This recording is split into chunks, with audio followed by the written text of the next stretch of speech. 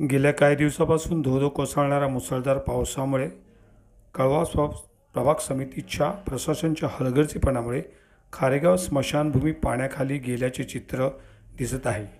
गुरुवारी सकाळी 82 वर्षीय ज्येष्ठ नागरिकाचा मृतदेह नेताना त्यांच्या नातेवाईकांना साचलेल्या पाण्यातून जाताना मोठी तारंबळ झाली।